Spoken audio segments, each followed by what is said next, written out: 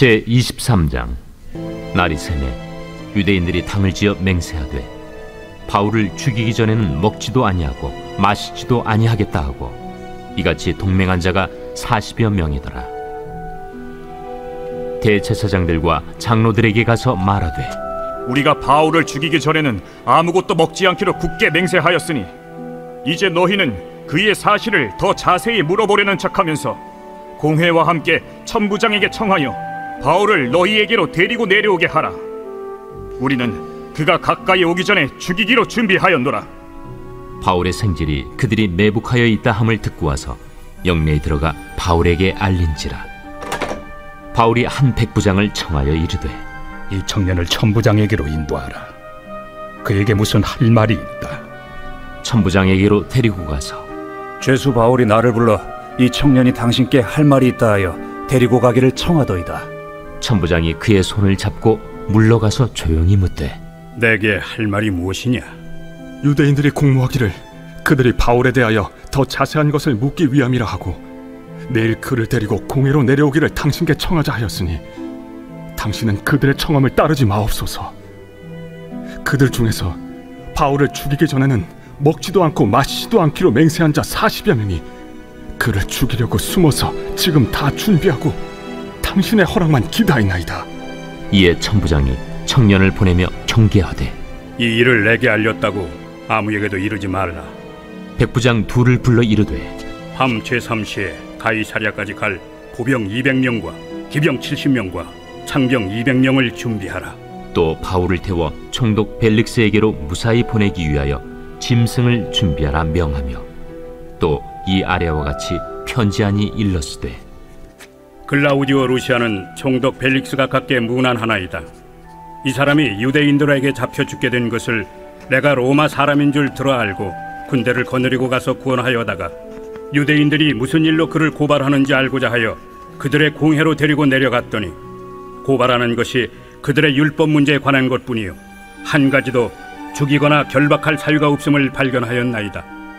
그러나 이 사람을 해하려는 간계가 있다고 누가 내게 알려주기로 곧 당신께로 보내며 또 고발하는 사람들도 당신 앞에서 그에 대하여 말하라 하였나이다. 보병이 명을 받은 대로 밤에 바울을 데리고 안디바드리에 이르러 이튿날 기병으로 바울을 호송하게 하고 영내로 돌아가니라. 그들이 가이사랴에 들어가서 편지를 총독에게 드리고 바울을 그 앞에 세우니 총독이 읽고 바울더러 어느 영지 사람이냐 물어 길리기아 사람인 줄 알고 이르되 너를 고발하는 사람들이 오거든 네 말을 들으리라 하고 헤롯 궁에 그를 지키라 명하니라. 제가 학교 다닐 때 춘천에서 서울을 차로 오갔습니다. 차로 오가는데 저희 교회에서 저와 함께 신학대학을 다니던 친구가 있었어요. 중학교 때부터 함께 친구를 하고 또 대학원을 이제 들어가서는 또 졸업하고 나서는 전도사로 또 본교회에서 함께 사역을 했었는데 그 친구와 이제 함께 차를 타고 가는 길에 가다 보면 이렇게 가슴 철렁한 일도 많이 생기지 않겠습니까? 그래서 제가 깜짝깜짝 놀라면 옆에 있던 제 친구가 저를 위로해 주던 말이 있었습니다.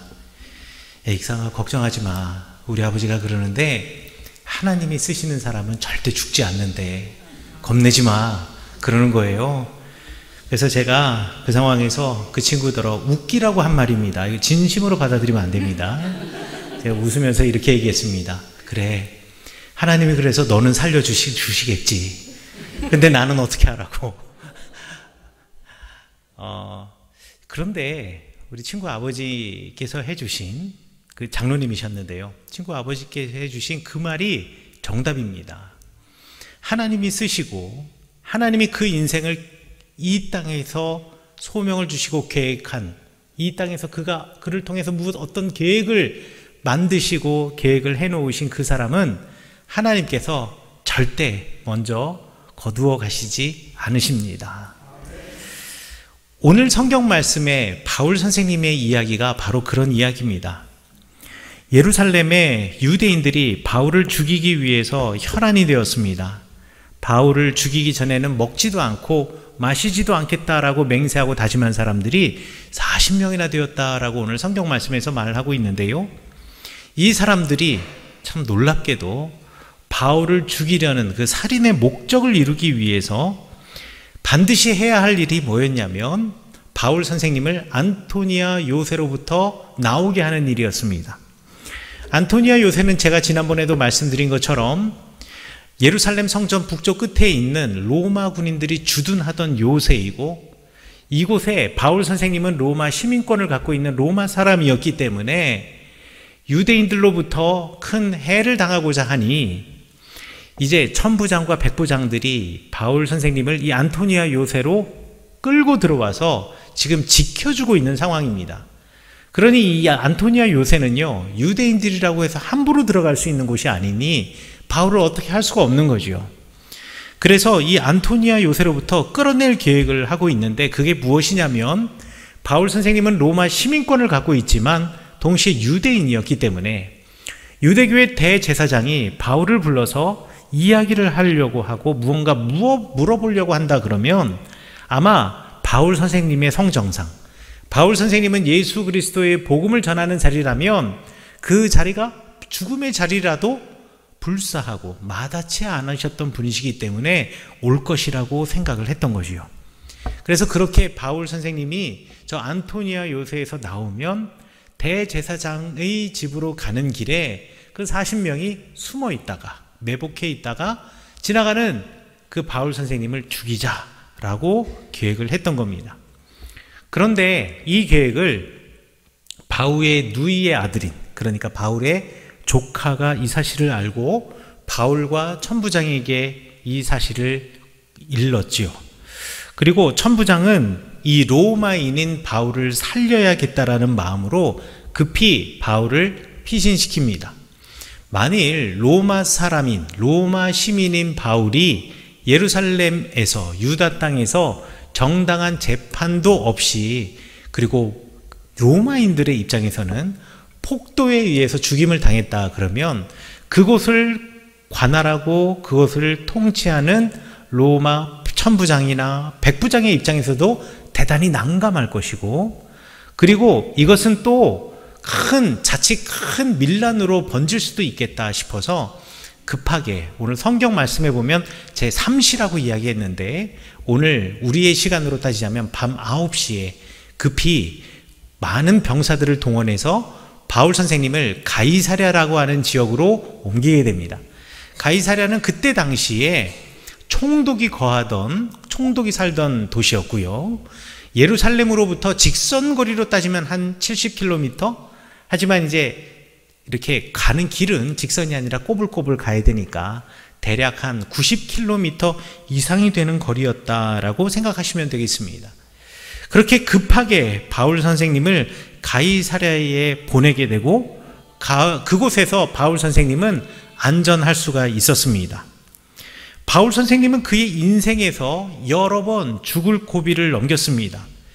우리 예를 들어 보자면 바울 선생님께서 다메섹에 가셔서 그곳에서 예수 그리스도의 복음을 따르는 이들을 지금 잡아오기 위해서 다메섹으로 가는 길에 우리 예수님을 환상 중에 만나게 되고, 그리고 이제 그곳에서 예수님을 만남으로 그리스도인이 되게 되고, 그리스도인이 된 바울 선생님을 유대인들이 죽이려고 하였던 사건이 있었고요.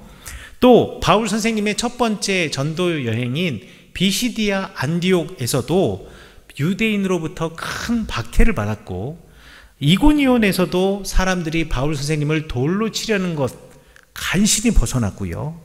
빌립보에서는 옥에 갇히기도 하였습니다. 그런데 그때마다 바울 선생님을 하나님께서 살려주시고 바울 선생님들 그 폭도의 무리 가운데에서 구원해 주셨다라는 거지요. 이게 바울 선생님께서 여러 번 죽을 고비를 넘긴 예이고, 또한 그 죽을 고비마다 인생의 큰 문제와 시련의 때마다 하나님께서 바울 선생님을 살려주셨던, 우리 주님께서 바울 선생님을 살려주셨던 아주 좋은 예가 되겠습니다. 자, 그러면 하나님께서는 왜 바울 선생님을 이런 시련과 고난 속에서도 살려주셨을까요? 우리 하나님께서는 이 바울 선생님을 살려주심으로 이런 말씀을 하고 싶었던 겁니다. 어느 누구도 하나님이 하시는 일은 막을 수 없다. 우리가 어떠한 상황 속에 있을지라도 그 사람에게 하나님의 소명과 계획이 심겨져 있고 그 하나님의 계획을 이루시기 위해서 하나님이 그 한 사람을 소중하게 여기시고 끝까지 그를 살리신다라는 것을 우리 주님께서는 말씀해 주고 싶으신 겁니다.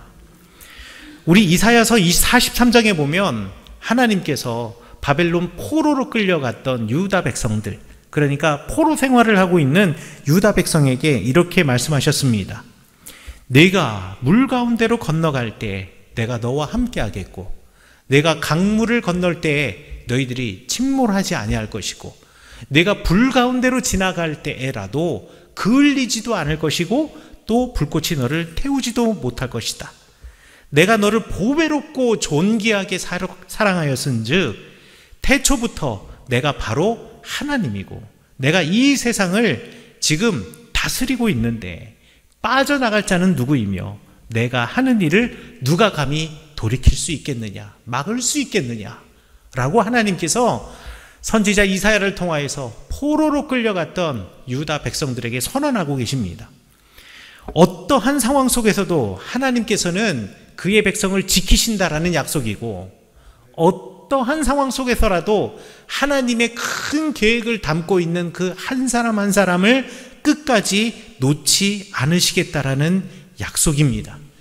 그것이 아무리 강한 나라 바벨론일지라도 그것이 어떤 강한 힘을 갖고 있는 사람이라 할지라도 하나님의 계획을 막아 세울 수 없다라는 선언이 바로 이사야 선지자의 선언이었고 그 선언이 바로 우리를 향한 선언이기도 합니다.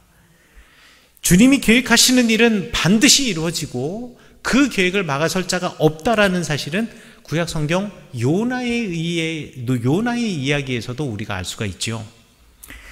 요나에게 하나님께서 명령하신 것이 있습니다. 니느웨로 가서 사람들을 회개시키라고 하는 거예요. 이 니느웨라고 하는 도시는 그때 당시 가장 큰 제국인 아수르의 수도입니다. 그런데 요나는 거기 가기 싫었습니다. 가기 싫었던 이유는 요나는 하나님의 마음을 알기 때문이에요. 아니 니느웨에 가가지고 그 사람들을 회개시키라라는 말이 무슨 말입니까?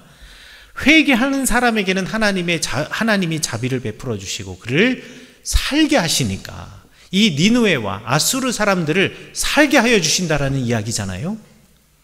그런데 이 아수르는 이스라엘과 유다를 압제하던 대제국이었습니다.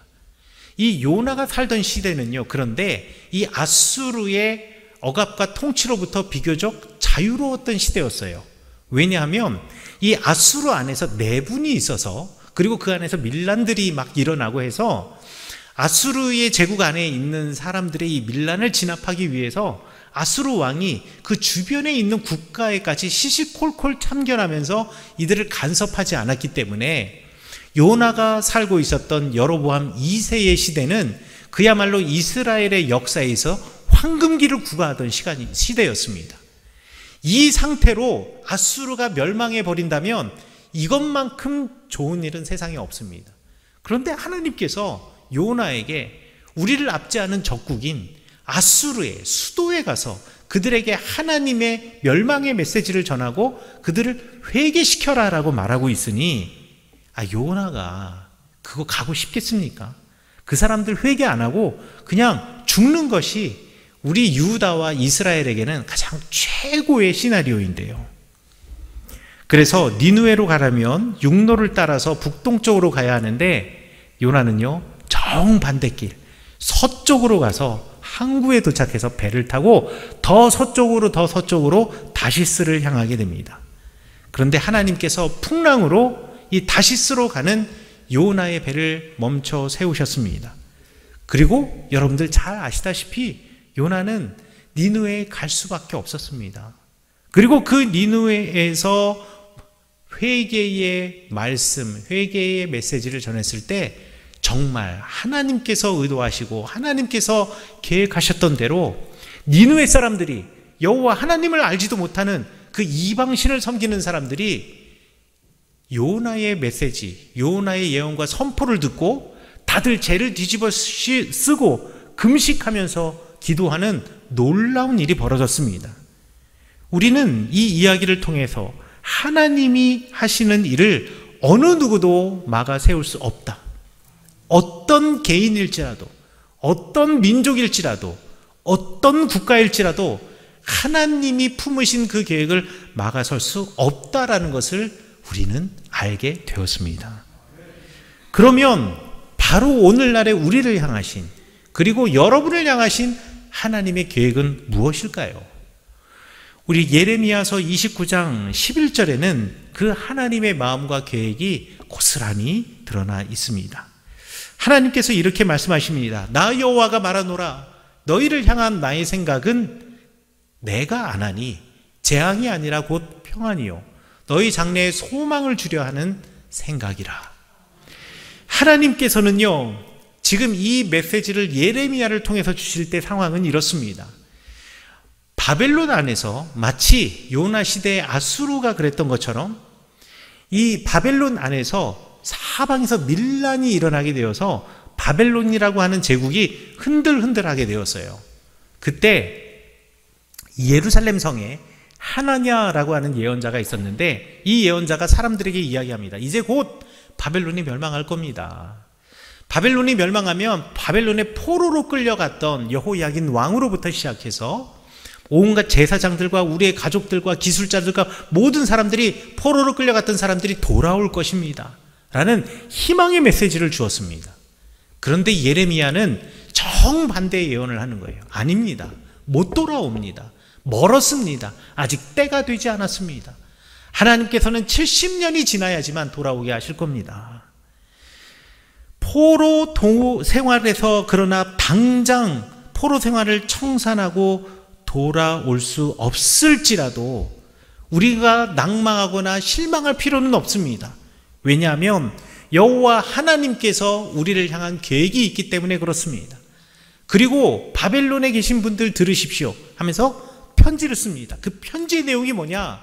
너희를 향한 나의 생각은 내가 더 잘 알고 있지 않겠느냐. 지금 하나냐와 같은 사람들의 말을 듣지 말라. 지금 너희들이 이곳에 포로의 생활로 잠시 더 멈춰 서 있는 것, 이것 재앙이 아니다. 내가 너희들을 향한 나의 생각은 재앙이 아니라 곧 평안이니 너희들 돌아올 것이다. 언젠가 돌아올 것이다. 너희의 장래에 소망을 주려고 내가 너에게 편지하고 내가 예레미야를 통하여서 말한다. 내 마음을 알라. 내가 너희를 향하여서 세운 계획은 평안과 소망이다. 너희를 향한 나의 마음은 네가 소망을 품고 이 삶 속에서 평안을 누리는 것이다. 그리고 하나님이 결국 내 삶을 완전하게 하시고 너희들 가운데 샬롬을 이루실 것이다 라는 것, 이것을 너희들이 잊지 말고 살아가라 라고 우리 예레미야 선지자가 선포한 말씀이, 너희를 향한 나의 생각은 재앙이 아니라 평안이요 그리고 장래에 소망을 주려는 것이다 라는 바로 예레미야서 29장 11절의 말씀입니다. 이 말씀은 오늘날 우리를 향한 말씀이기도 합니다. 여러분, 사랑하는 성교회 성도 여러분, 바울을 보십시오. 바울이 걸어가는 길은 고난과 그리고 힘든 길이었습니다. 여러분, 우리의 인생 걸어가면서 쉬웠던 적이 어디 있었습니까? 잠시 행복했던 적도 있었고 잠시 일상의 삶을 살았던 적도 있었지만 되돌아보면 한 순간순간이 가시밭길이었고 그 가시밭길을 주님의 은혜로 잘 지켜왔고 버텨내왔습니다.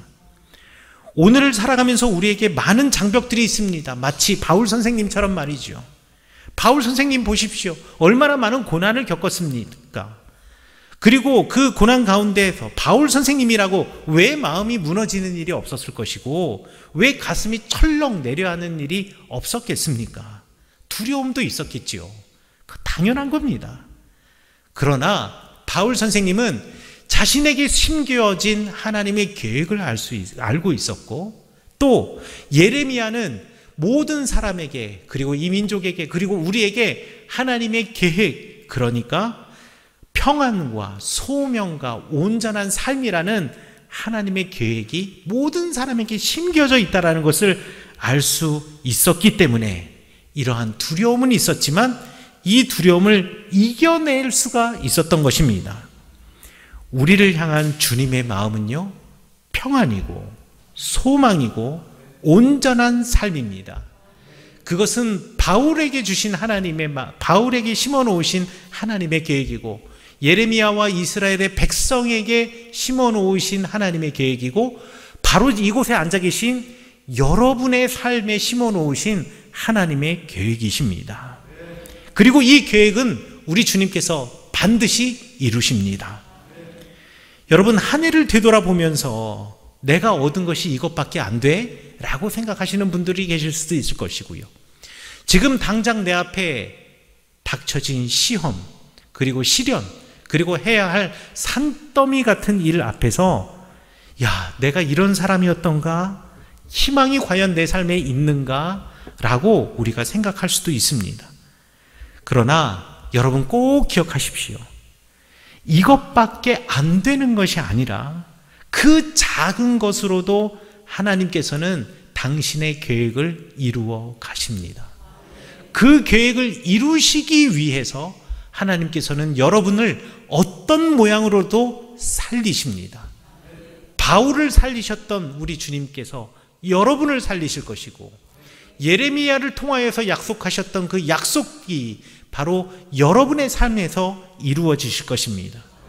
그렇기 때문에 우리가 해야 할 것은 주님께 우리의 삶과 생각을 올려드리고 주님께 모든 것을 맡기는 것입니다. 주님께 맡길 때 주님께서는 여러분에게 소망을 심으시고 여러분의 삶에 평안을 주시며 여러분의 삶을 온전한 삶, 샬롬의 삶으로 이끌어 주실 줄 믿습니다. 그러니 오늘만을 바라보시지 마시고 주님께서 심어 놓으신 그 계획을 바라보시는 우리 성은교회 성도님 되시기를 간절히 축원합니다.